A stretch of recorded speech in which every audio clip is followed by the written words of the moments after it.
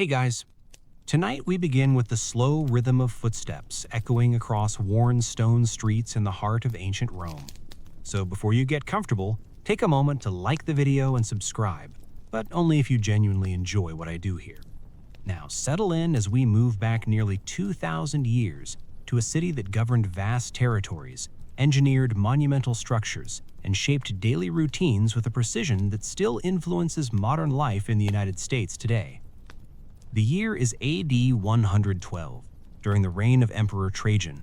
Rome stands at the height of its territorial expansion. Marble temples rise above crowded markets. Aqueducts carry fresh water across miles of countryside into the dense urban center. Nearly 1 million people live within the city's boundaries, making it one of the largest urban populations of the ancient world. On the Aventine Hill, in a modest yet orderly insula, or apartment building, a man named Marcus Livius Secundus begins his day before sunrise. The insula is built of brick and concrete, 5 stories tall with narrow staircases and small windows. The lower floors are more expensive, safer, and closer to street-level commerce. Marcus lives on the 3rd floor with his wife Flavia and their young son Titus.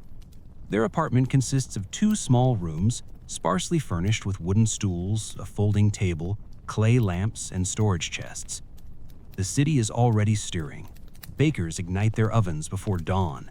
The smell of fresh bread drifts through alleyways. Street vendors push carts filled with olives, lentils, figs, and salted fish. Rome operates on a structured rhythm tied closely to daylight. Artificial lighting is limited to oil lamps, so most work begins early. Marcus works as a scribe attached to a shipping office near the Tiber River. Rome depends heavily on imported grain from Egypt and North Africa.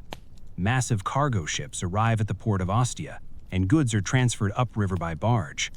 Accurate records ensure taxes are collected and supplies distributed. Literacy is a valued skill, though not universal.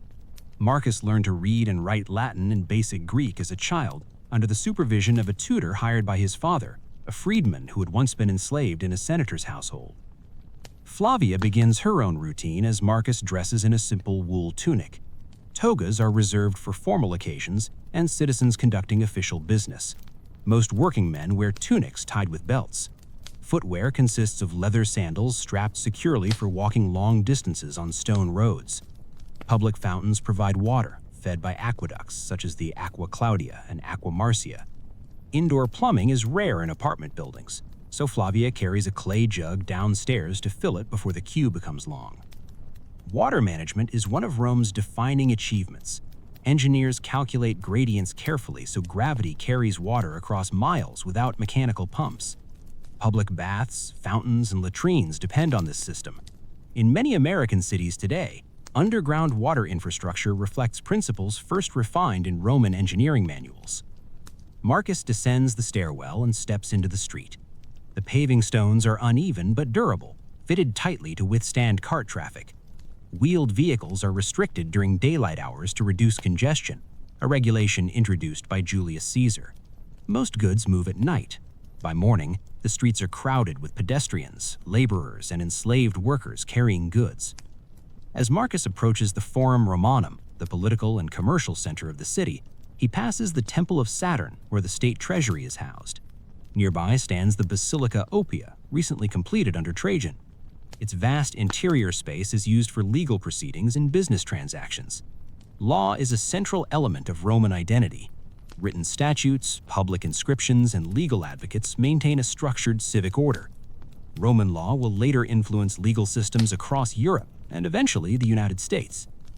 At the river office, Marcus joins other scribes seated at wooden desks. They write on wax tablets for temporary notes and on papyrus scrolls for permanent records. Ink is made from soot mixed with gum and water. Reed pens must be trimmed regularly to maintain a fine point. Accuracy matters. A single miscalculation in grain tallies can disrupt distribution to thousands of citizens who rely on the annona, the state-sponsored grain dole. The grain dole provides subsidized or free grain to eligible male citizens.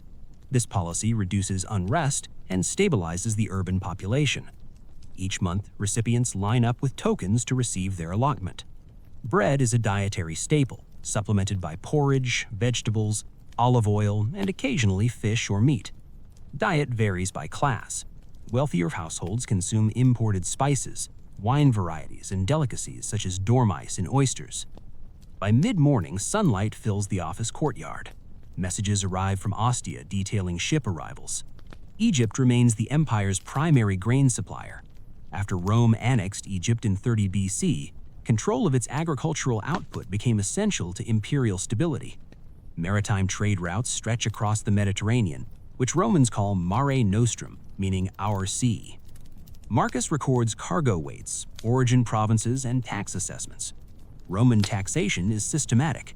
Provinces contribute revenue through land taxes, customs duties, and resource extraction. These funds support the army, infrastructure projects, and public entertainment. Amphitheaters, circuses, and theaters provide structured leisure activities. The Colosseum, completed decades earlier under Titus, hosts gladiatorial games funded by emperors seeking public approval. At midday, work pauses briefly. Romans typically eat a light meal called prandium.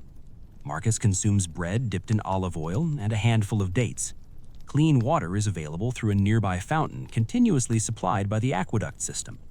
Public hygiene, though not modern by American standards, is more advanced than many later medieval cities. Public latrines feature running water channels beneath stone seats. Bathhouses operate daily, offering hot, warm, and cold rooms heated by hypocaust systems, circulating hot air beneath raised floors. In the afternoon, Marcus delivers updated records to a magistrate's assistant. Government administration in Rome is layered and complex. Senators debate policy, equestrians manage financial matters, and local officials enforce regulations.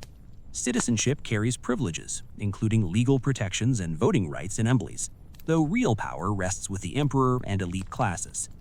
As Marcus walks back through the forum, he observes construction crews working with concrete, a Roman innovation, combining lime mortar, volcanic ash, and aggregate. This material allows for durable domes and arches.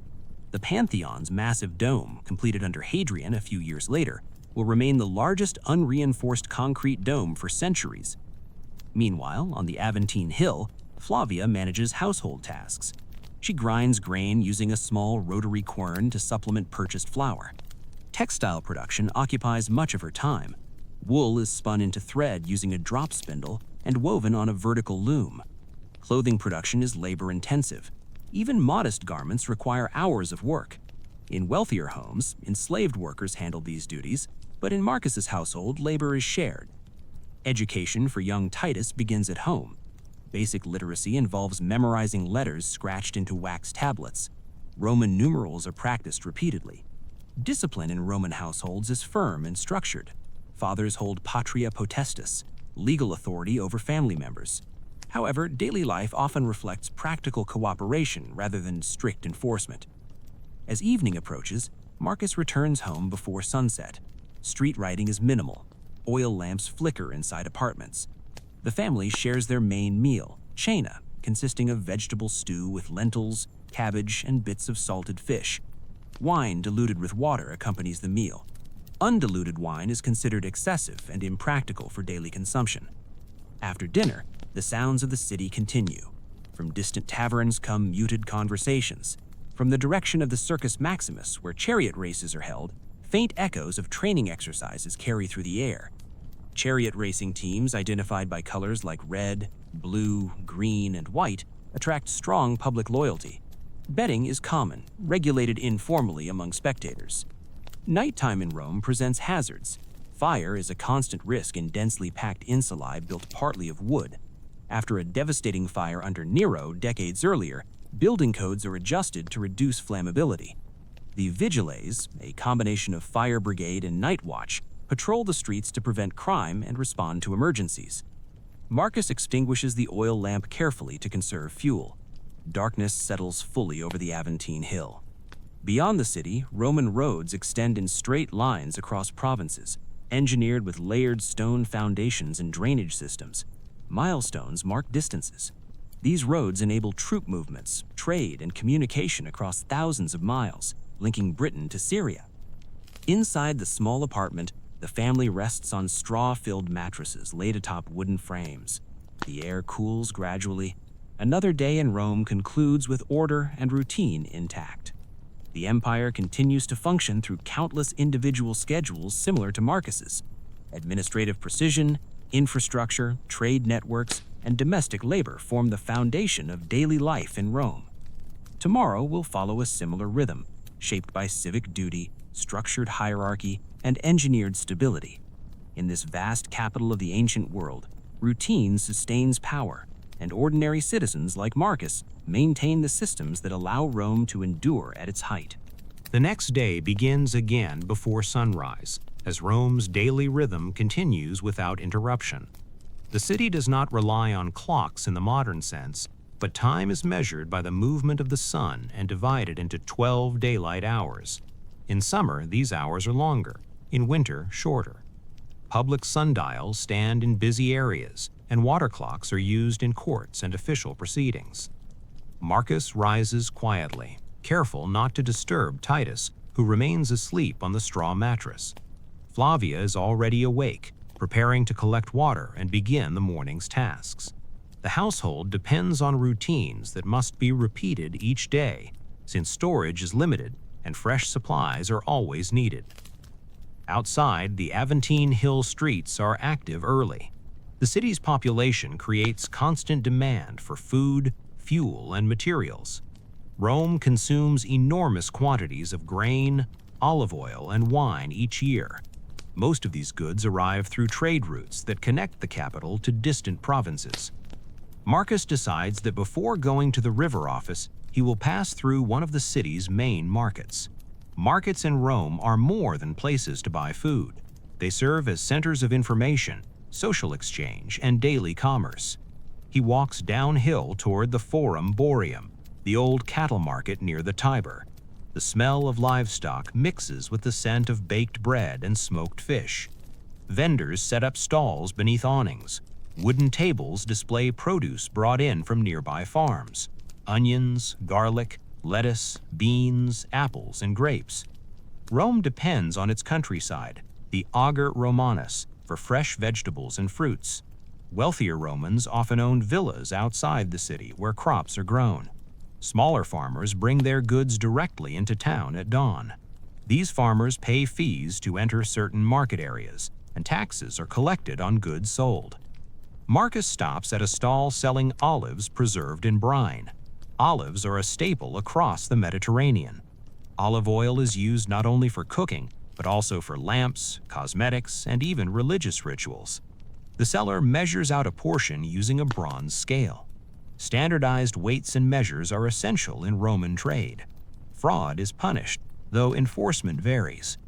Nearby, fishmongers display their catch packed in salt. Fresh fish spoils quickly, so much of it is preserved. Garum, the fermented fish sauce widely used in Roman cuisine, is produced in coastal factories and shipped in amphorae. Its strong flavor is valued in both elite banquets and ordinary meals. Marcus purchases a small bundle of herbs for Flavia. He pays with bronze asses, low-value coins used for everyday transactions. Larger purchases require silver denarii or gold auri. Coinage circulates widely across the empire, bearing the emperor's image.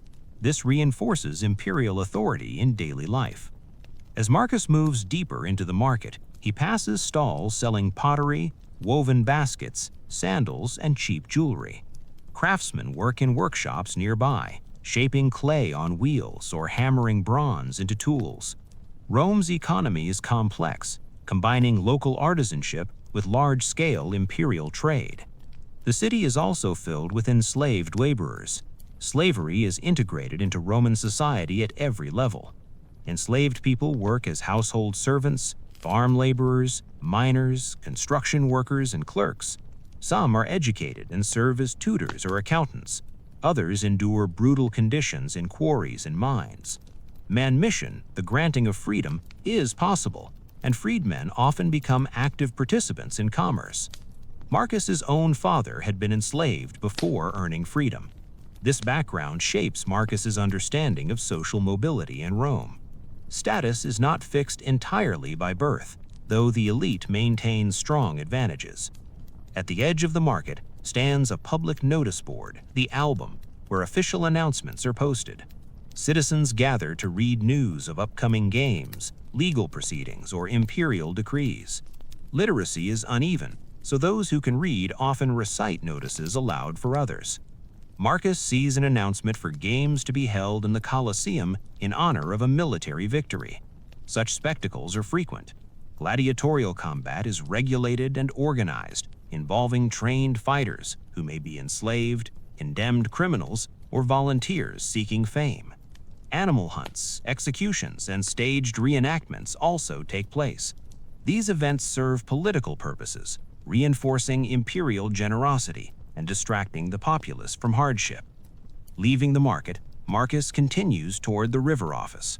Along the way, he passes a bakery where workers shape dough into round loaves stamped with the baker's mark.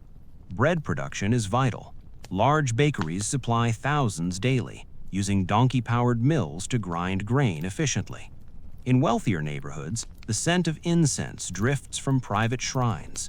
Romans practice a polytheistic religion centered on household gods, civic cults, and imperial worship. Each home maintains a lararium, a small shrine for protective spirits known as lare and penates. Offerings of wine, oil, or food are made regularly. Public temples dominate the skyline. Priests oversee rituals that are believed to maintain Rome's favor with the gods. Religion is intertwined with politics, not separated as in modern American secular government. The emperor himself holds religious titles, including Pontifex Maximus, chief priest of the state cult. At the shipping office, Marcus resumes his duties. Today, a shipment of marble from Greece is recorded. Marble is essential for Rome's monumental architecture. Quarries across the empire supply stone that is transported by sea and river. The empire's infrastructure allows massive building projects to continue year after year. Marcus's supervisor, an equestrian official, instructs him to verify a discrepancy in amphora counts. Marcus carefully reviews wax tablets and compares them to papyrus scrolls. Administrative work is meticulous. Rome's bureaucracy may not resemble modern federal agencies, but it functions effectively enough to govern an empire of tens of millions. At midday, Marcus is sent to deliver a document to a warehouse manager near the Porticus Aemilia, one of the largest storage complexes in Rome. The warehouses hold grain, oil, wine, and other imports. The scale of these operations is immense. Without organized storage and distribution, the city could not survive. The warehouse district is busy with laborers unloading goods. Amphorae are stacked in rows. Each bears painted inscriptions indicating origin, contents, and tax information. This labeling system provides traceability, similar in principle to modern shipping documentation. Marcus observes dock workers using cranes powered by tread wheels to lift heavy cargo. Roman engineering includes sophisticated machines such as pulleys, winches, and cranes. These devices allow construction and shipping on a grand scale. At late afternoon, Marcus completes his deliveries and begins the walk home. The streets are even more crowded now, as citizens finish work and gather in public spaces. Rome is a city of constant movement. He passes the entrance to a public bath complex. Bathing is a central part of Roman daily life, practiced by all classes who can afford the small entry fee. Baths provide hygiene, relaxation, and social interaction. Inside are changing rooms, exercise courtyards, steam rooms, and pools. Heated floors circulate warmth through hypocaust systems fueled by wood fires. Marcus decides to stop briefly. He pays the attendant and enters the apoditarium, leaving his clothes in the care of an enslaved attendant. Theft can occur, so wealthier bathers bring personal guards or avoid busy times. He moves through the warm tepidarium into the hot caldarium.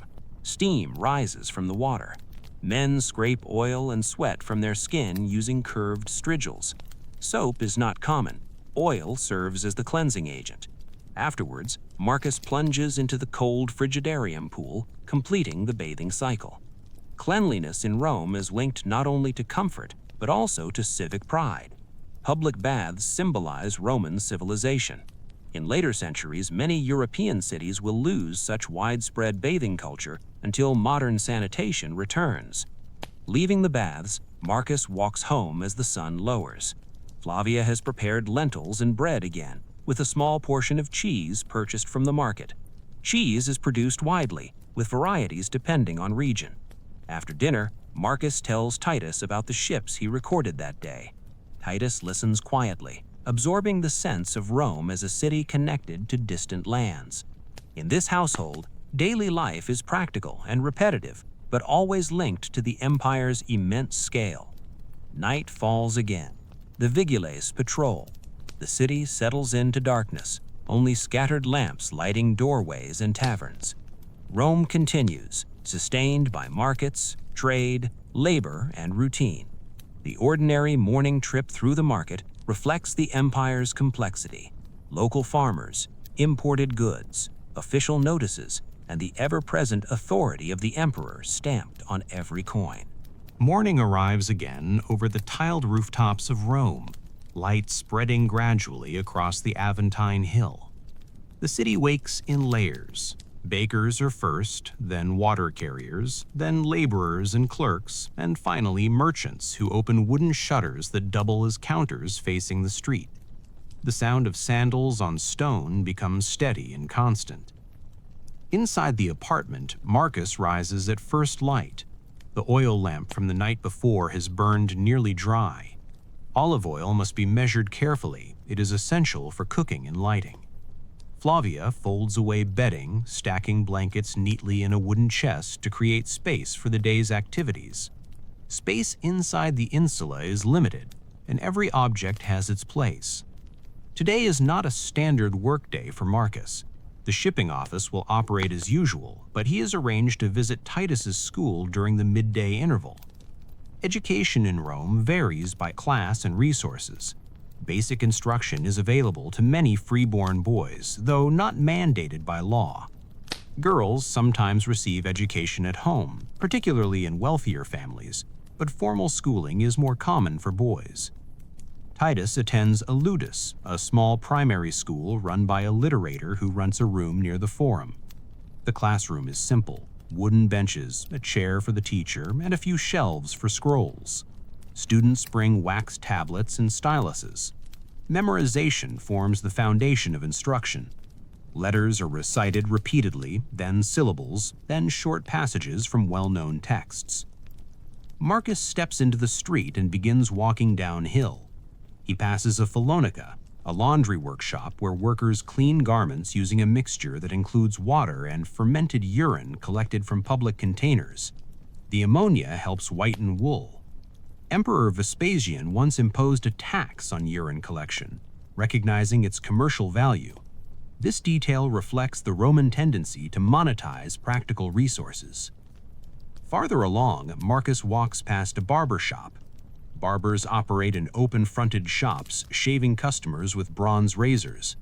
Clean-shaven faces are the norm during this period, though beards will later return to fashion under Emperor Hadrian.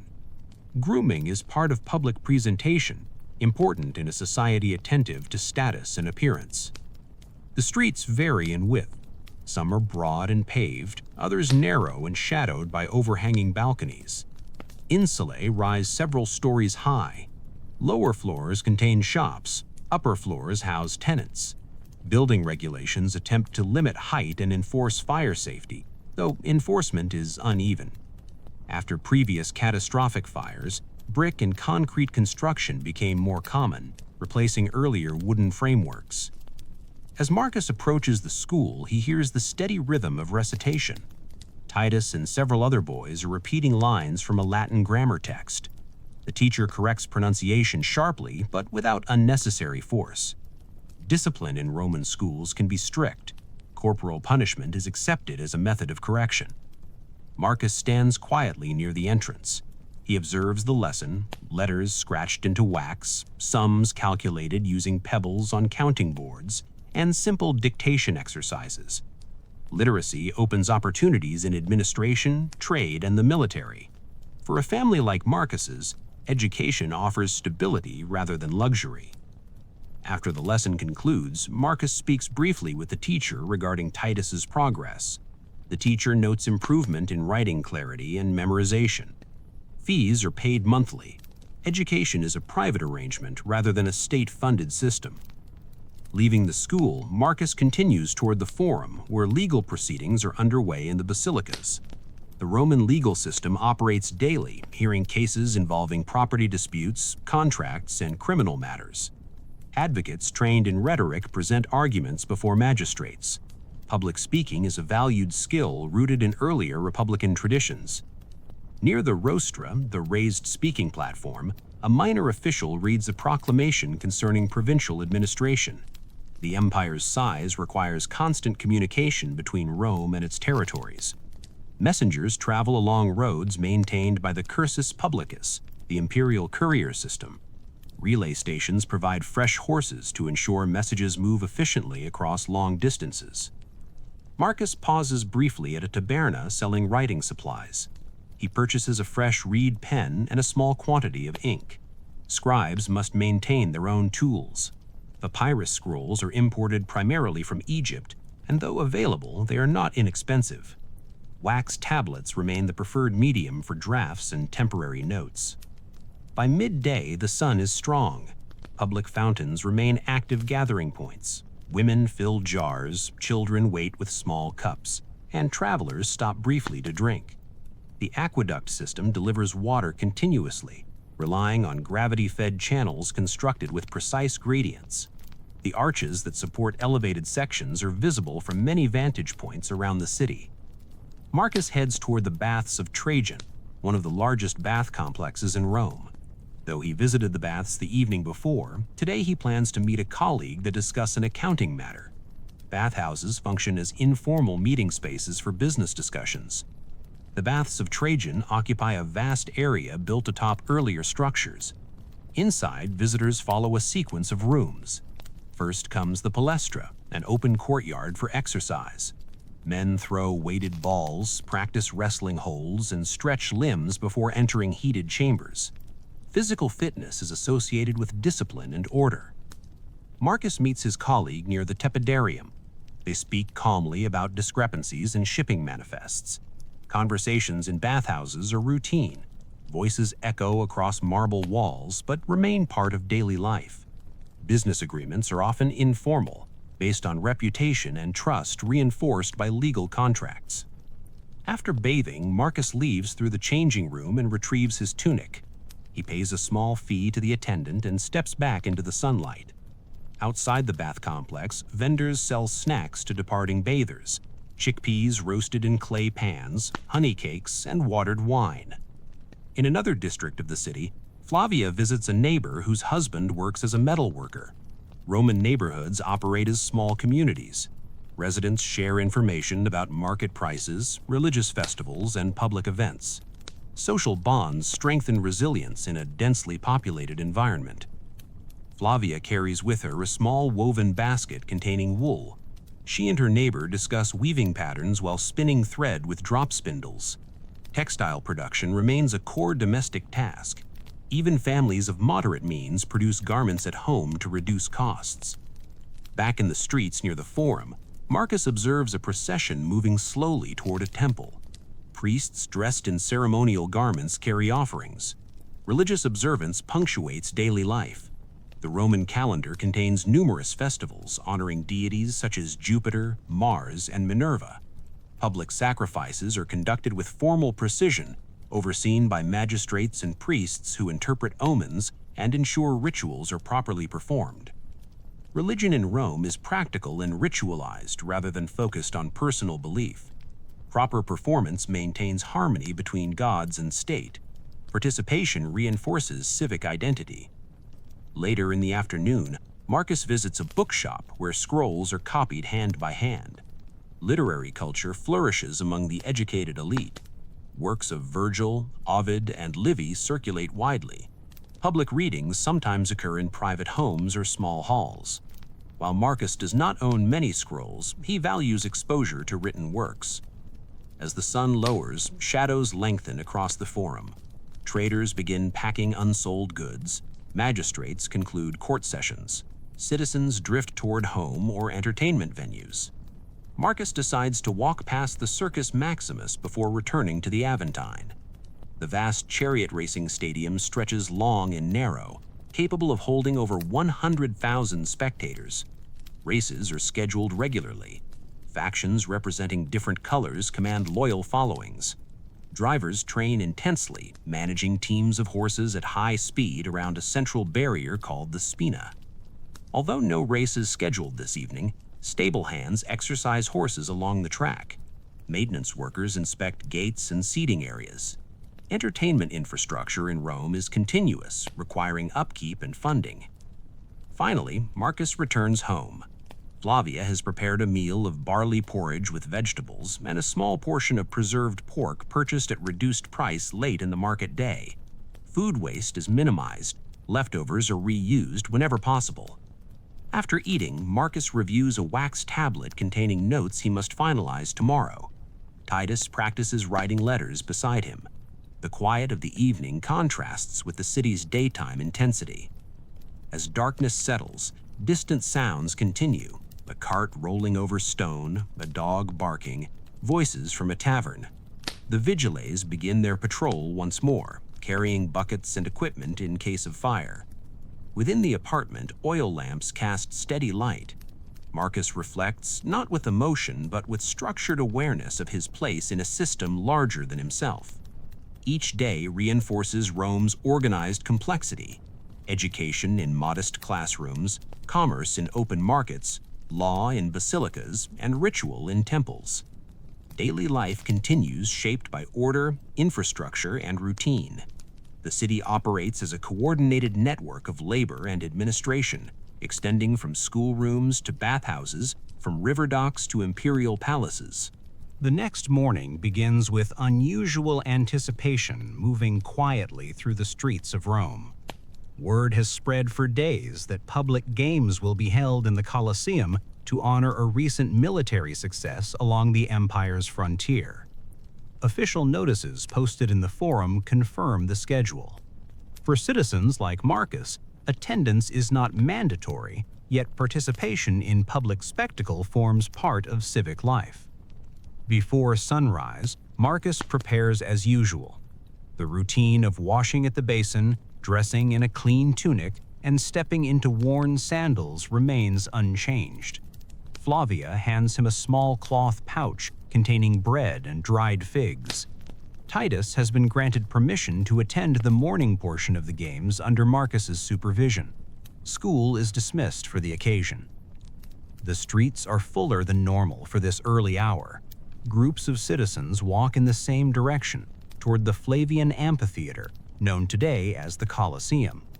Completed in AD 80 under Emperor Titus, the structure stands as a demonstration of Roman engineering. Its outer walls rise in 4 levels of arches, constructed from travertine stone and reinforced with concrete. The elliptical design allows tens of thousands to enter and exit efficiently through numbered entrances. Marcus and Titus approach with steady steps. Vendors line the streets, selling nuts, dates, and watered wine. Small clay tokens granting entry are checked by attendants at the gates. Seating is strictly organized according to social hierarchy. Senators sit closest to the arena, followed by equestrians, ordinary male citizens, and finally women and the poor in the upper tiers. Enslaved individuals attend only in service roles unless specifically permitted. Marcus and Titus climb the stone steps to their assigned section. From their seats, they observe the arena floor covered in sand. Beneath it lies a complex system of corridors and chambers known as the hypogeum. Trapdoors, pulleys, and lifts allow animals and scenery to appear suddenly during performances. The morning begins with venationes, staged hunts featuring wild animals imported from across the empire. Exotic creatures such as lions from North Africa, leopards from Asia Minor, and bears from the northern provinces are displayed. Hunters trained for these spectacles confront the animals with spears and nets. The events demonstrate Rome's dominion over distant lands. The crowd watches with focused attention. Applause rises in measured waves, not chaotic but structured. Officials oversee the sequence of events to ensure order. Spectacles serve political functions. Emperors fund games to reinforce loyalty and demonstrate generosity. Grain distributions often coincide with major events, combining sustenance with entertainment. Titus observes carefully. For him, the scale of the amphitheater and the coordination of participants illustrate Rome's vast capacity for organization. Marcus explains quietly how the arena mechanisms operate, describing the wooden platforms and counterweights beneath the sand. By midday, a pause allows for spectators to eat. Marcus shares the bread and figs he brought from home. Water is purchased from a vendor carrying clay cups. Public fountains operate outside the amphitheater for those willing to leave and re-enter. The afternoon program features gladiatorial combat. Gladiators are trained professionals, housed in barracks called ludi. Some are enslaved, others volunteers seeking prize money. They are categorized by fighting style: Murmillo with heavy shield and sword, Retiarius with net and trident, Secutor with smooth helmet designed to deflect nets. Pairs enter the arena with deliberate pacing. The referee ensures adherence to rules. Combat is real but regulated. Outcomes vary. Some matches end in surrender, others in death. Decisions regarding the defeated gladiator's fate are influenced by the sponsor of the games and sometimes by crowd reaction. Marcus watches without outward reaction. Such spectacles are part of civic life, neither unusual nor hidden.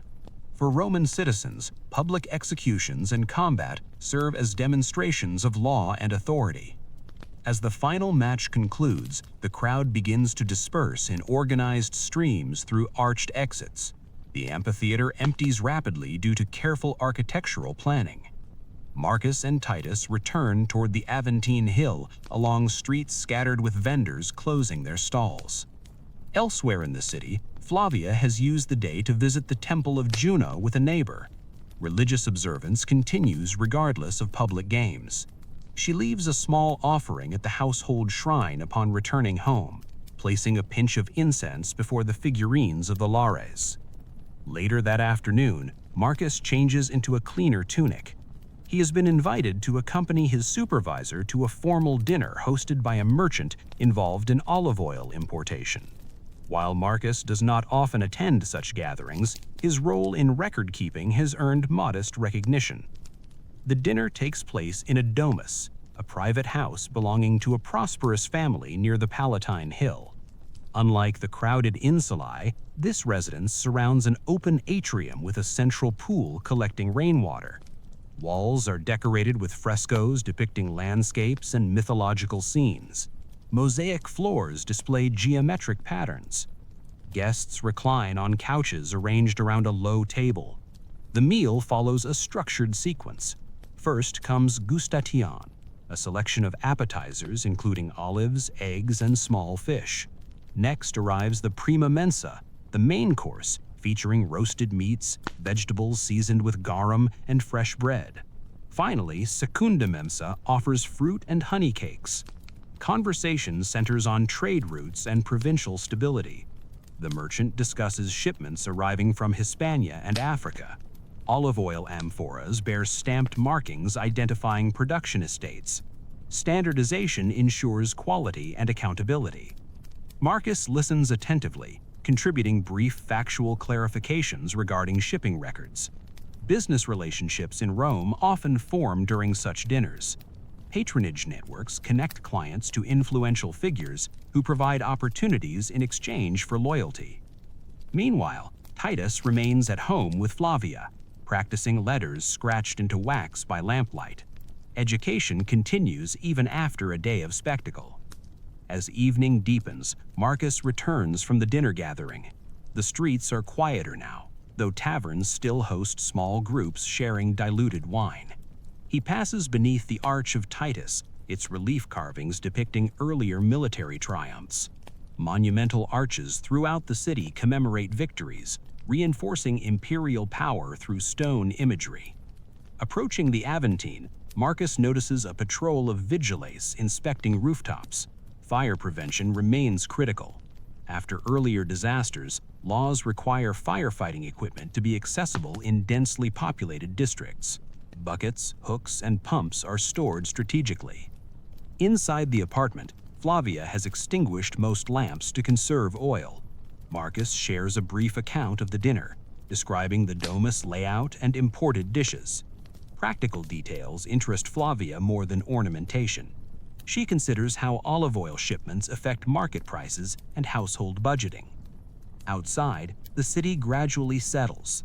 Rome's population is vast, yet order persists through layered systems. Entertainment funded by the state, trade regulated by documentation, religion performed through ritual precision, and social hierarchy reflected in seating arrangements and housing types. The day of spectacle has not altered the fundamental rhythm of life. Tomorrow, Marcus will return to the river office. Grain shipments will arrive, records will be tallied, and water will flow through aqueduct channels as reliably as before. In Rome at its height, public excitement exists within a framework of administrative consistency. Bread, spectacle, commerce, and law intertwine to maintain stability across a sprawling empire. Several days after the games, routine resumes its predictable pattern. The excitement of spectacle fades, replaced by the structured demands of administration. At the river office, Marcus receives instructions that differ from his usual ledger work. A shipment discrepancy, traced to the port at Ostia, requires direct verification. Rather than relying solely on written correspondence, his supervisor assigns Marcus to travel downriver to inspect warehouse tallies in person. Travel outside the city is not unusual, but it requires preparation. Roman roads extend outward from the capital in deliberate lines, engineered with layered stone foundations. The Via Ostiensis connects Rome to Ostia, the principal seaport at the mouth of the Tiber River. Built with compacted gravel, sand, and fitted paving stones, the road includes drainage ditches and milestones marking distances in Roman miles. Before dawn, Marcus secures a small satchel containing wax tablets, writing tools, a change of tunic, and bread for the journey. Flavia provides dried fruit and a flask of watered wine. Titus watches attentively, aware that travel is both routine and significant. The empire functions through movement. Goods, soldiers, officials, and information flow constantly along established routes. Marcus leaves the Aventine and passes through the Porta Ostiensis, one of the city gates embedded in the defensive walls. Guards monitor traffic, ensuring order and collecting duties when required. Beyond the gate, the environment shifts from dense urban construction to cultivated land and roadside tombs. Roman burial practices forbid internment within city limits, so tombs line major roads leading outward. Stone inscriptions commemorate family names and achievements. Traffic on the Via Ostiensis is steady. Ox-drawn carts carry amphorae toward Rome. Merchants ride mules. Soldiers march in formation, maintaining disciplined spacing. The Roman military remains central to imperial stability. Legions stationed along frontiers enforce order and secure trade routes. Though Marcus works in civil administration, he understands that the empire's prosperity rests on military strength. By mid-morning, he reaches a relay station operated under the cursus publicus. This state-run courier system ensures rapid communication across provinces. Official messengers present authorization documents to receive fresh horses. Marcus does not hold high-ranking credentials, but pauses briefly to observe the efficiency of operations. Stable hands maintain animals carefully, ready for immediate dispatch. Continuing toward Ostia, the air grows heavier with the scent of salt and tar. Warehouses begin to dominate the landscape. Ostia's harbor infrastructure includes docks, storage facilities, and administrative offices coordinating maritime trade. Massive grain ships arriving from Alexandria unload cargo into smaller river vessels that navigate the Tiber upstream to Rome. Marcus presents his documentation to a warehouse overseer. Inside the storage complex, amphorae are stacked in orderly rows, marked with painted inscriptions detailing origin and capacity. Clay seals indicate official inspection. Marcus compares recorded numbers from Rome with those listed locally. Discrepancies often arise from breakage during transport or clerical errors. He works steadily, reviewing tablets and verifying shipments of grain and olive oil. The scale of supply becomes evident. Thousands of amphorae move through Ostia each month. Without this constant flow, Rome's urban population could not survive. Grain fleets are protected carefully. Storms or piracy pose risks. The Roman Navy patrols key sea lanes to reduce threats. During a midday pause, Marcus walks along the harbor edge. Ships constructed with broad hulls rest at anchor. Sailors from diverse regions speak in accents reflecting origins from Egypt, Syria, Hispania, and Gaul. Latin serves as administrative language, but Greek is widely spoken in commerce. The empire encompasses varied cultures unified through infrastructure and governance. In a nearby office, tax officials calculate port duties. Imported goods are assessed based on value and type. Revenue collected supports public works and military expenditures. Financial administration relies on accurate documentation at each stage of transport. By late afternoon, Marcus resolves the discrepancy. A damaged batch of amphorae accounted for the missing quantity. He drafts a formal note confirming corrected figures and seals it with wax impressed by his office stamp. Official seals prevent tampering and authenticate records. Rather than return immediately to Rome, Marcus spends the night in Ostia at a modest lodging house used by clerks and merchants. The building contains shared sleeping quarters and a communal dining space. Travelers exchange practical information about road conditions and market prices. Conversation remains measured and focused on commerce. At dawn, Marcus begins the return journey. The road slopes gradually upward toward the capital. Along the way, he passes agricultural estates producing wine and olives. Many estates rely on enslaved labor, supervised by overseers. Agricultural production underpins the empire's economy as firmly as maritime trade. Approaching Rome's walls, traffic thickens. Carts loaded with grain sacks creak forward slowly. The gates regulate entry, maintaining order and monitoring goods. Marcus re-enters through the Porta Ostiensis and heads toward the river office to submit his verified report. His supervisor reviews the document, nodding at the corrected figures. Administrative consistency is valued. Each resolved discrepancy contributes to stable distribution within the city. Meanwhile, daily life continues uninterrupted. Flavia manages household needs during Marcus's absence. She purchases vegetables from a vendor who arrives weekly from nearby farms. She exchanges information with neighbors about a forthcoming religious festival honoring Mars, god of war and agriculture. Titus attends school as usual. Lessons now include copying short passages from Virgil's Aeneid. The epic poem recounts the legendary origins of Rome through the Trojan hero Aeneas. Literary education reinforces civic identity, linking daily existence to a broader historical narrative. In another part of the city, construction continues on new public buildings funded by imperial revenues. Laborers mix concrete using volcanic ash from regions near Mount Vesuvius. Engineers measure arches carefully to distribute weight evenly.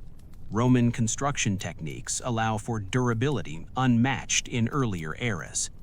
As evening falls, Marcus returns home, carrying a small shell from the Ostian shoreline for Titus.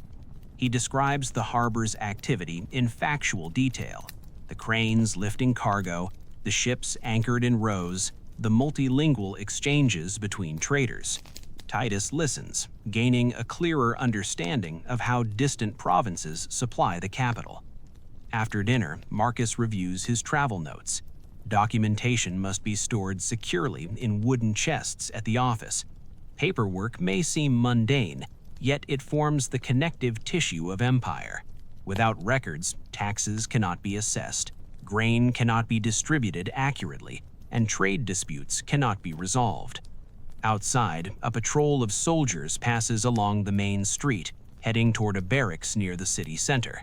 Military presence within Rome remains limited but visible. Emperors maintain order carefully, aware that political stability depends on balanced authority between civilian administration and armed forces. Night descends steadily. Oil lamps flicker in upper-story windows of insulae. From the direction of the Forum, faint echoes of late conversations drift through the air. The city rests, but never fully sleeps. Marcus lies down on the straw mattress, aware that the empire stretches far beyond the walls he sees daily. Roads extend to Britain's northern frontier, deserts of Syria, forests of Germania, and plains of North Africa. Messages travel across these distances with structured regularity. Daily life in Rome operates at the intersection of local routine and global scale. A single clerk's journey to Ostia reflects the interconnected systems sustaining nearly 1 million residents.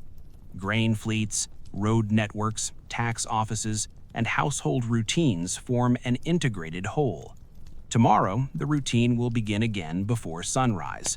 Water will flow from aqueducts, markets will open, schools will recite lessons, and officials will record shipments.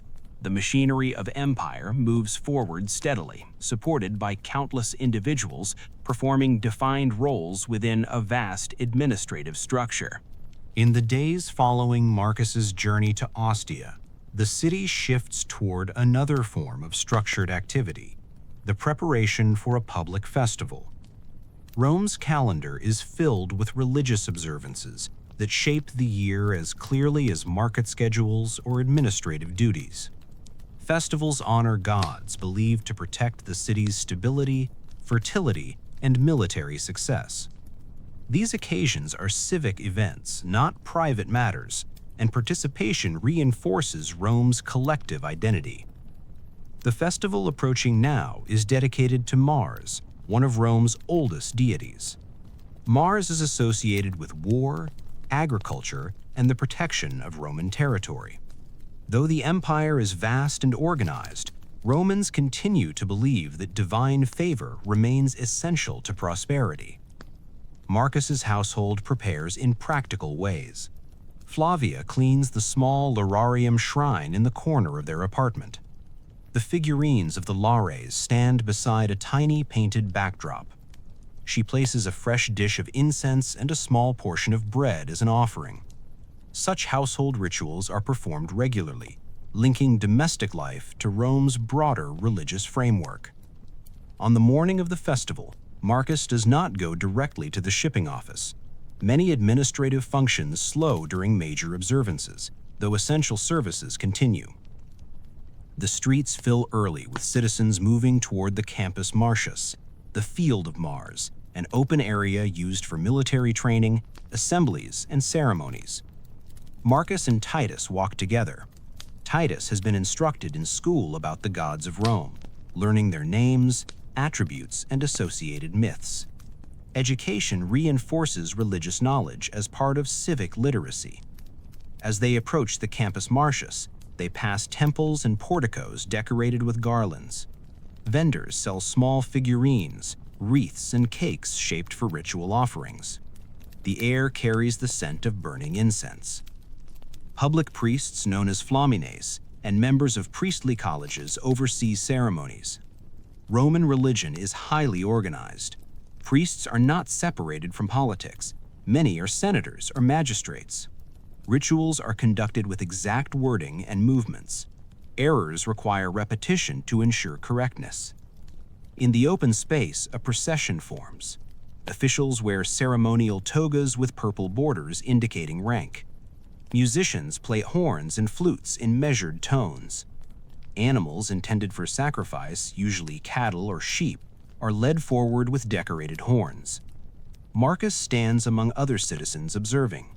Sacrifice is central to Roman ritual practice. The act is believed to maintain harmony between Rome and its gods. The meat from sacrificed animals is often distributed afterward, providing food for participants. The ceremony proceeds with formal precision. A priest recites prayers, offering wine and grain. The animal is slaughtered quickly by attendants. Haruspices, specialists in interpreting omens, examine the entrails to confirm favorable signs. Such practices, inherited partly from Etruscan tradition, remain influential in Roman state religion. Marcus watches carefully, absorbing the sense of structured order. The ritual is not presented as spectacle, but as civic necessity. Following the ceremony, games and athletic demonstrations take place. Young men perform exercises in honor of Mars, reflecting the god's association with strength and discipline. The Campus Martius is traditionally where soldiers train, and its symbolism remains tied to Rome's military foundations. Afterward, Marcus and Titus walk back toward the city center. The festival atmosphere continues with public feasting and social gatherings. Taverns are busier, and food vendors sell roasted meats, bread, and sweet honey pastries. Flavia meets them later near the temple of Jupiter Optimus Maximus on the Capitoline Hill. Jupiter is Rome's chief deity, protector of the state. The Capitoline temples dominate the city skyline, reminding citizens of Rome's sacred foundations. Together, the family walks through the Forum, where temporary stalls have been erected for festival trade. Artisans sell pottery lamps shaped like animals, small bronze charms, and dyed fabrics. Festivals stimulate commerce as well as religious observance. Marcus notices official announcements posted near the basilicas, detailing upcoming legal hearings resuming after the festival. The machinery of administration pauses only briefly. Rome's systems remain continuous. In the afternoon, Titus is allowed to join other boys in watching a small public performance in a theater space. Actors wear masks representing stock characters from comedy and tragedy. Roman theater is influenced heavily by Greek traditions, though adapted to Latin language and Roman humor. The performances are short and orderly. Spectators sit according to social rank. Public entertainment, whether theater, racing, or gladiatorial games, always reflects Rome's hierarchical structure. As evening approaches, the family returns home. Flavia prepares a meal using festival provisions purchased earlier: lentils, vegetables, and a small portion of roasted meat distributed after the sacrifice. Such distribution reinforces the connection between religion and community sustenance. After dinner, Marcus speaks quietly with Flavia about the upcoming month's grain distribution. The annona remains essential for urban stability. Any disruption in shipments could cause unrest. His work in record-keeping contributes indirectly to civic peace. Later, Marcus steps outside briefly. The streets are calmer now, though some festival celebrations continue in taverns. Oil lamps cast small pools of light along stone pathways. From a distance, he hears the faint echo of music. Rome's religious calendar structures time. Festivals punctuate routine, reminding citizens that the city's order depends not only on roads and aqueducts, but also on rituals believed to secure divine protection. In the apartment, Titus falls asleep quickly after the long day. Flavia extinguishes the lamp carefully. Marcus lies down, aware that tomorrow the shipping office will reopen fully. Cargo will arrive, documents will be sealed, and the predictable rhythm of daily labor will resume. The festival has passed as one more component of Roman life, a combination of sacred duty, public gathering, and controlled celebration. The empire continues forward, supported by administration, infrastructure, and ritual continuity. After the festival, Rome returns fully to its ordinary rhythm. The city operates through repetition, the same markets opening at dawn, the same fountains flowing steadily, the same officials recording shipments, and the same families managing household tasks within limited spaces. Yet beneath this routine lies constant risk. In a city of dense construction and crowded insulae, fire remains one of the greatest dangers. Marcus's apartment building on the Aventine Hill is typical of middle-class Rome. The insula rises several stories, with shops occupying the ground floor. Above, narrow staircases lead to cramped living quarters. The higher one lives, the cheaper the rent, but also the greater the hazard. Upper floors are harder to reach during emergencies and more vulnerable to collapse. Building materials vary. Some walls are brick and concrete, but wooden beams and interior partitions remain common. Cooking is often done on small braziers. Oil lamps burn throughout the night. These everyday necessities create constant risk. One evening, several weeks after the festival, Marcus returns home later than usual. The shipping office has been busy with an influx of grain shipments delayed by storms at sea. Extra paperwork has accumulated. Marcus completes his ledgers carefully, sealing them for storage before leaving. The streets are already dark when he walks back uphill. Rome's nighttime atmosphere differs sharply from daytime crowds. Shops are closed, only taverns remain active, their doorways lit by flickering lamps. The Vigiles are Rome's official fire brigade and night watch. Established under Augustus, they number thousands, divided into cohorts stationed across the city. Their duties include firefighting, preventing crime, and enforcing curfews when necessary. Marcus reaches the Aventine Insula and climbs the stairwell quietly. Flavia has prepared a simple meal of bread, cheese, and vegetables. Titus is already asleep. The household eats calmly, conserving lamp oil. Later, Marcus extinguishes the lamp and lies down. The building settles into silence, punctuated by occasional footsteps from neighbors. Hours into the night, a sharp sound breaks the quiet. Voices echo from below. Marcus arises immediately. The smell of smoke drifts faintly upward through the stairwell. Fire spreads quickly in insulae. A cooking brazier left unattended in a ground floor shop has ignited stored goods. Flames climb wooden supports. Smoke fills the lower corridors. Marcus wakes Flavia at once. She gathers Titus, wrapping him in a blanket. The family moves quickly toward the stairwell. Other tenants are already descending in hurried lines, carrying small bundles of possessions. The stairwell is narrow. Smoke thickens. Marcus keeps his head low, guiding Flavia and Titus carefully downward. Panic is restrained by necessity. People understand that speed matters more than shouting. Outside, the street is filling with residents. Some stand barefoot, others clutching chests or jars. The orange glow of fire reflects against neighboring walls. Within minutes, the Vigiles arrive. They form organized lines, passing buckets of water drawn from nearby fountains. Others use hooks to pull down burning beams, creating fire breaks. Pumps are deployed where possible, though water pressure is limited. The firefighting process is labor-intensive. Rome lacks modern hoses or engines. The Vigiles rely on manpower, coordination, and access to water sources supplied by aqueducts. Marcus watches as flames consume part of the shop front. The flames spread upward toward the second floor. The Vigiles focus on containing it before it reaches the entire structure. Neighbors from nearby buildings gather to assist. Community response is expected. Rome's density means that one fire can threaten entire blocks. After an hour, the flames are reduced. Smoke continues to billow, but the worst is contained. Several apartments on the lower floors are damaged. Goods stored in the shop are destroyed. No deaths occur, though some residents suffer burns and smoke inhalation. Marcus and Flavia remain outside until the Vigiles declare the building safe enough to re-enter. The night air is cool. Titus stays silent, half asleep in Flavia's arms. When the family returns inside, Soot coats the stairwell walls. The smell of smoke lingers.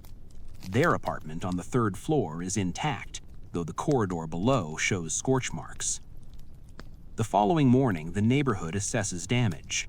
The shop owner has lost much of his livelihood. Tenants discuss repairs.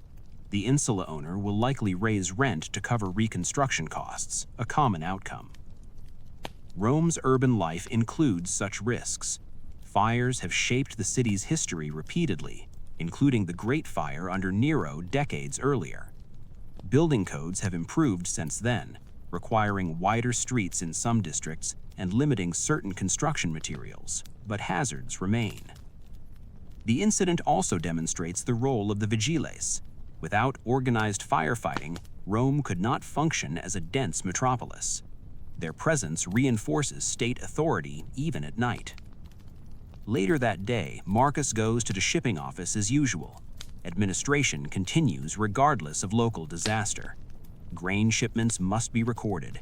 Taxes must be assessed. The empire's machinery does not pause. Yet Marcus carries with him a renewed awareness of Rome's fragility. The city is monumental in marble and concrete, but daily life depends on vulnerable structures, open flames, and crowded living conditions. Flavius spends the day cleaning soot from household items. Titus returns to school, where classmates exchange quiet accounts of the night's events. Such incidents become part of urban memory. By evening, the neighborhood resumes routine. Vendors reopen. Children play in courtyards. The smell of fresh bread replaces smoke. Rome endures through constant rebuilding. Fire, flood, and disorder threaten, but systems of patrol, community response, and imperial regulation maintain stability. The insula stands once more as part of the city's layered architecture. Shops below, families above, and the ever-present vigilance of the night watch. In the weeks following the fire, repairs begin on the lower level of the insula. Carpenters replace charred beams. Bricklayers reinforce walls with fresh mortar. The smell of smoke fades gradually, replaced by dust from construction.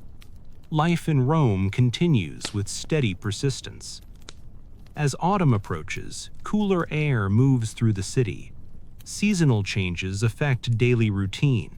Summer heat often drives citizens to spend more time in shaded porticos and bathhouses. In cooler months, indoor tasks increase. Illness also becomes more common as temperatures fluctuate. One morning, Titus wakes later than usual. His breathing is heavier, and his forehead is warm to the touch. Flavia notices immediately. Childhood illnesses are common in Rome. Without modern medicine, families rely on a mixture of practical remedies and trained physicians.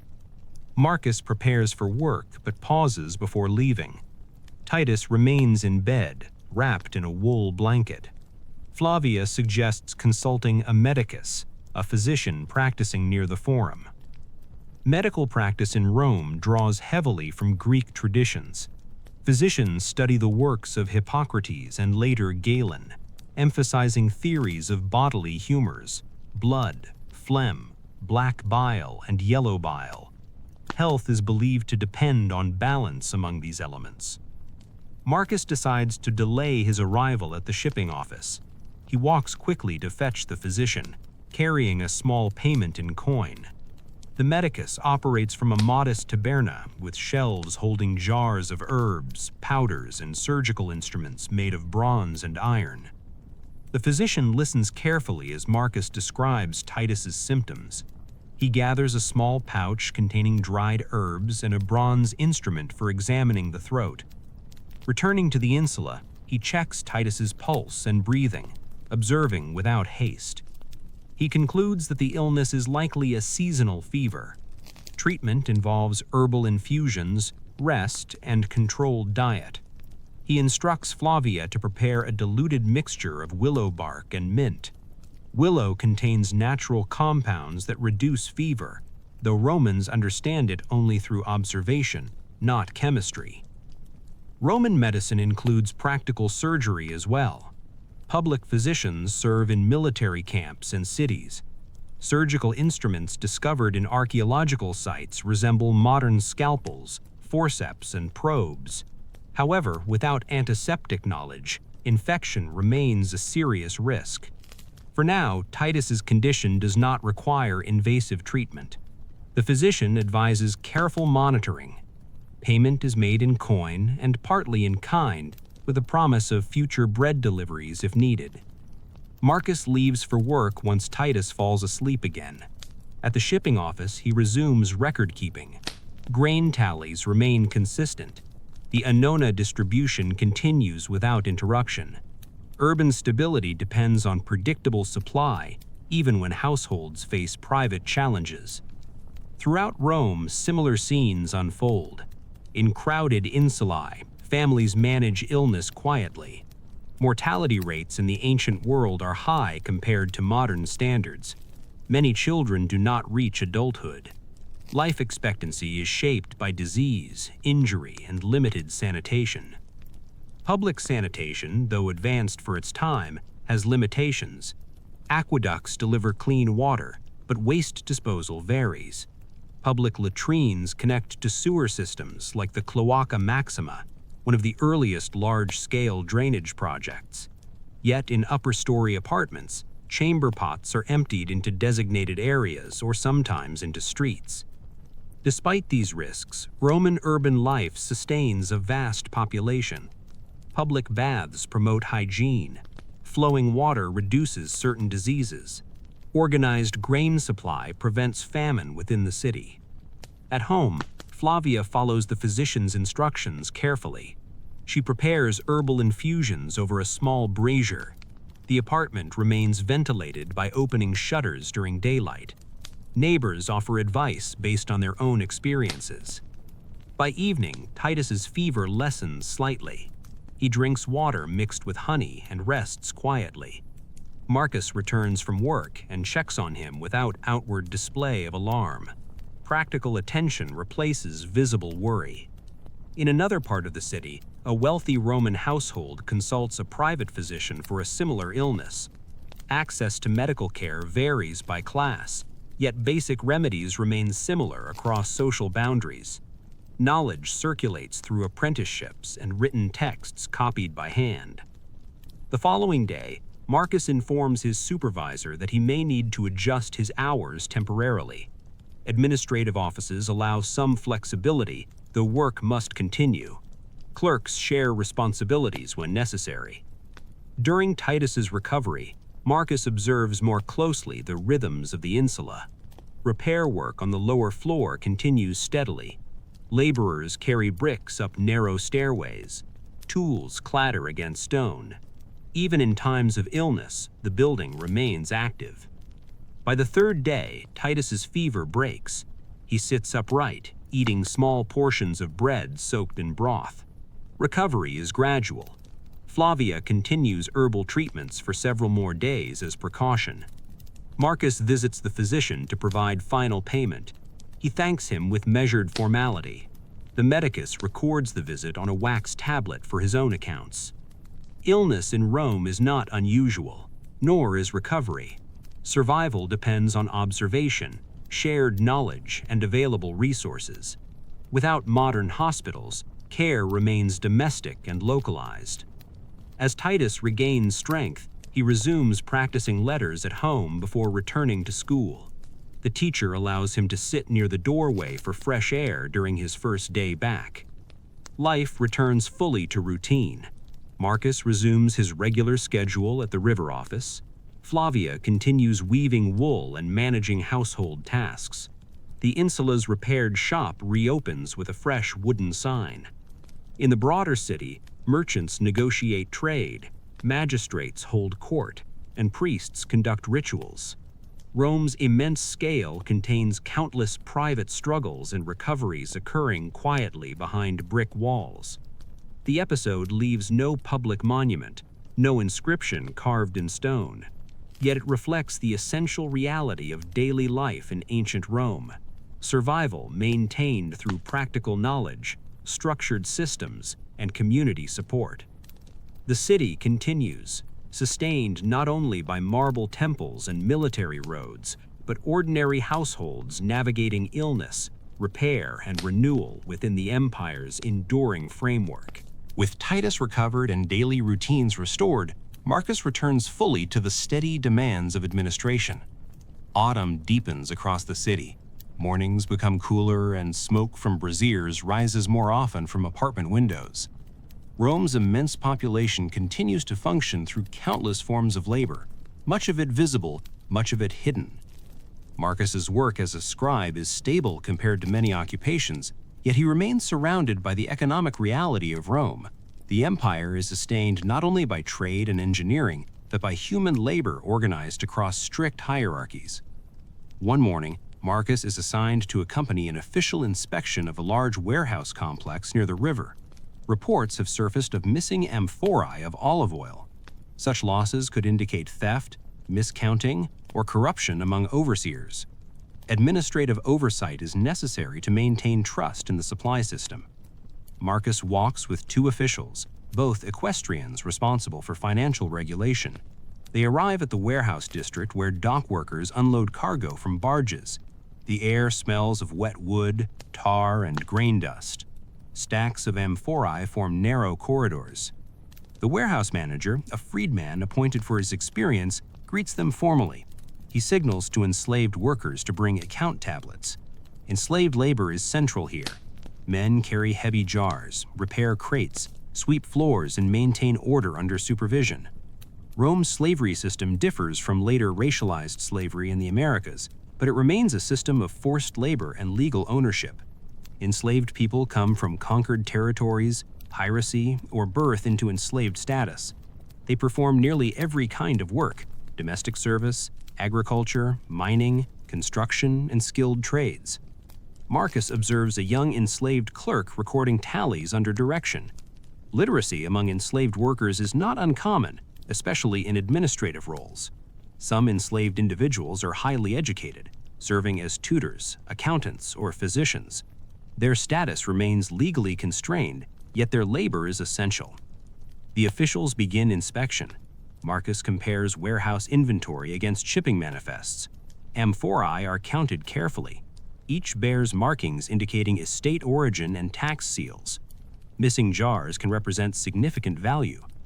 As they work, Marcus notices the physical strain on laborers moving goods continuously. Work begins before sunrise and often continues until dusk. Injuries are common.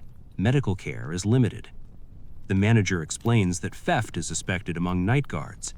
Rome's warehouses require constant supervision. Goods stored here feed the city and supply markets. Corruption threatens stability. The inspection reveals that several amphorae were misplaced rather than stolen, stacked incorrectly during unloading. Marcus notes the discrepancy in writing. Administrative precision prevents unnecessary punishment, though enslaved workers are often blamed regardless. After completing the inspection, Marcus walks back through the streets toward the Forum. Along the way, he passes a construction site where enslaved and free laborers work together. Stone blocks are hauled into place using cranes. Skilled masons shape marble. Foremen shout instructions. Public building projects employ vast labor forces. Emperors fund construction to demonstrate power and provide employment. Structures such as temples, baths, and basilicas require constant maintenance. Rome is never static, it is always being rebuilt. Marcus stops briefly at a taberna selling cheap cooked food. Many urban residents lack kitchens and rely on street vendors. He purchases a bowl of lentil stew served in a clay dish. Around him, laborers eat quickly before returning to work. Nearby, a group of enslaved household servants carry baskets of laundry toward a fulanica. Their movements are practiced and silent. Household slavery remains common among wealthy families. Servants manage cooking, cleaning, childcare, and personal attendance. Flavia encounters slavery in daily life as well. In the market, enslaved vendors assist merchants. In wealthy homes, enslaved women spin wool and weave cloth. The system permeates society. Marcus's own family history includes enslavement. His father gained freedom through manumission, later working as a craftsman. Freedmen occupy a distinct social category. legally free but often tied through obligation to former masters. Many freedmen become successful merchants and administrators. That afternoon, Marcus attends a small meeting at the shipping office regarding labor allocation at the docks. The influx of winter shipments requires more workers. Contracts are arranged with guilds, associations of laborers known as collegia. Some guild members are free men, others freedmen.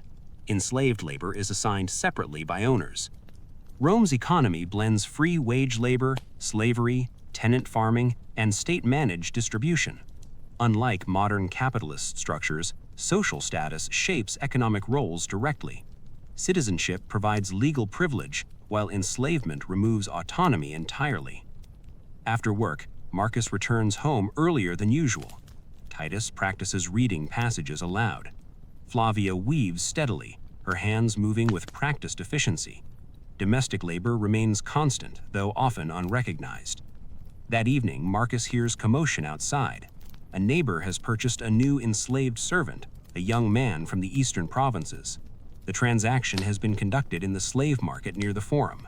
Such markets operate openly, regulated by officials. Enslaved individuals are displayed, inspected for health, and sold with written guarantees. Marcus doesn't linger. He understands the system's presence but does not engage directly. For many Romans, slavery is an accepted foundation of society, rarely questioned publicly, yet its human cost remains embedded in daily operations.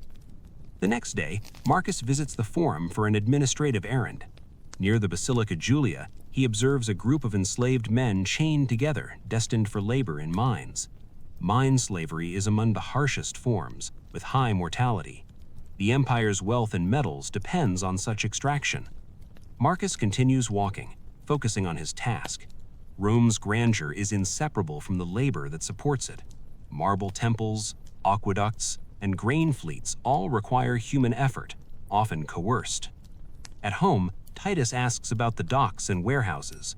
Marcus explains factually that many workers there are enslaved, while others are free laborers. Titus listens quietly, absorbing the structure of Roman society as part of his education. Night falls again over the Aventine. Oil lamps flicker, the vigiles patrol. The city continues, sustained by systems of work layered across status divisions.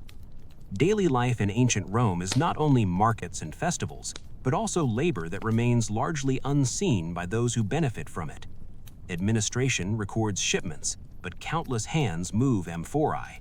Citizens attend games, but enslaved workers maintain the amphitheater. Wealthy families dine in comfort, while servants prepare every dish. Rome endures through organized exploitation and structured hierarchy, as much through engineering and law. Marcus's ordinary day reveals these realities, embedded quietly within the functioning of empire. As the season turns further, winter rain begins to fall more frequently over Rome. The streets darken with moisture, and the stone paving becomes slick underfoot. Cloaks appear more often among citizens walking to work. The Tiber River rises slightly with runoff from the countryside, carrying debris and silt downstream toward Ostia. Winter does not halt Rome's activity. The city's needs remain constant, and the grain supply becomes even more critical. When weather disrupts shipping routes, officials must ensure that reserves remain sufficient. Urban stability depends heavily on the annona system, the organized distribution of grain to citizens. Marcus's work intensifies during this period. Shipments from Egypt and North Africa must be tracked carefully. Storms in the Mediterranean can delay fleets for weeks. Even small disruptions create tension among administrators responsible for feeding nearly 1 million residents. One morning, Marcus arrives at the river office to find unusual urgency. A messenger has arrived from Ostia with news that several grain ships have been delayed by heavy seas. The port warehouses hold reserves, but officials must calculate how long the city can continue normal distribution if arrivals remain postponed. Marcus is instructed to assist in compiling a detailed inventory report. Wax tablets fill quickly with figures. Grain is measured in modii, a standard Roman unit. Officials compare stored quantities with monthly distribution requirements. The mathematics of empire becomes immediate. How many modii per citizen? How many days of supply remain? How much can be rationed without unrest? Marcus works steadily alongside other clerks. Their hands move across tablets, copying figures onto papyrus scrolls for permanent records. Seals are applied to official documents. Accuracy matters, as decisions will affect the entire city. Outside the office, dock workers continue unloading other goods. Olive oil shipments arrive regularly, as do wine amphora from Gaul and Hispania. Yet grain remains the most politically sensitive commodity. Bread is the foundation of Rome's diet, and shortages have historically sparked riots. By midday, Marcus is sent to the Forum to deliver the preliminary report to a magistrate overseeing the grain supply. The Forum in winter is quieter, but business continues. Citizens cluster under porticos to avoid rain. Merchants keep stalls open, selling vegetables, salted fish, and cheap wine. Marcus passes the Temple of Castor and Pollux, its columns rising starkly against gray skies. The basilicas remain active with legal cases. Rome's bureaucracy does not pause for weather. At the magistrate's office, Marcus hands over the scroll. The official reads carefully, then instructs that contingency plans be prepared. If ships remain delayed, reserves in inland granaries may need to be drawn upon. Rome's supply network extends beyond Ostia, including storage facilities throughout Italy. Marcus returns to the river office with further instructions. Additional clerks are assigned to verify inland grain movements. Couriers will be dispatched along roads to coordinate transfers. The empire's infrastructure is tested during winter months. Meanwhile, in the Aventine Insula, Flavia experiences winter differently. Rainwater leaks through small cracks in the building's exterior. She places clay bowls beneath drips to prevent pooling. Heating is limited. Braziers provide warmth, but require fuel, usually charcoal or wood, which becomes more expensive in colder months. Flavia visits the market wearing a heavier shawl. Fresh produce is less abundant, and prices rise. She purchases dried beans and cabbage, foods that store well. Bread remains available, though rumors of delayed grain shipments circulate quietly among vendors. Urban populations are sensitive to such rumors. Even if reserves are sufficient, uncertainty spreads quickly. The government often responds by making public assurances and maintaining regular distributions to prevent panic. A few days later, Marcus accompanies an official to the grain distribution point. Citizens line up in orderly fashion, presenting tokens. Large sacks of grain are measured out by attendants. The process is controlled and repetitive. Maintaining routine is essential. Any visible disruption could lead to disorder. Marcus observes the scale. Hundreds of men receiving allotments, day after day. The annona is one of Rome's most significant administrative achievements. It binds citizens to the state through direct provision. The distribution continues normally despite delays. Reserves are being used carefully. Marcus notes the efficiency of storage warehouses built to keep grain dry and protected from pests. Elevated floors and ventilation systems reduce spoilage. At the docks, additional inspections ensure that grain barges are prioritized. Other goods may wait, but food supply takes precedence. Administrators coordinate constantly with Ostia, where harbor officials monitor the horizon for arriving sails. Finally, after 2 weeks of uncertainty, word arrives that the delayed ships have entered the harbor safely. Storms have passed. Grain begins unloading immediately. Relief is not expressed openly, but the tension within offices eases. Marcus records the arrival with precision, ship names, cargo weights, origin ports. The system stabilizes again. Bread production continues uninterrupted. That evening, Marcus returns home. Flavia has prepared bean stew with bread purchased earlier. Titus reads aloud from his school text, practicing steady pronunciation. Outside, rain continues to fall softly. The city remains active beneath gray skies.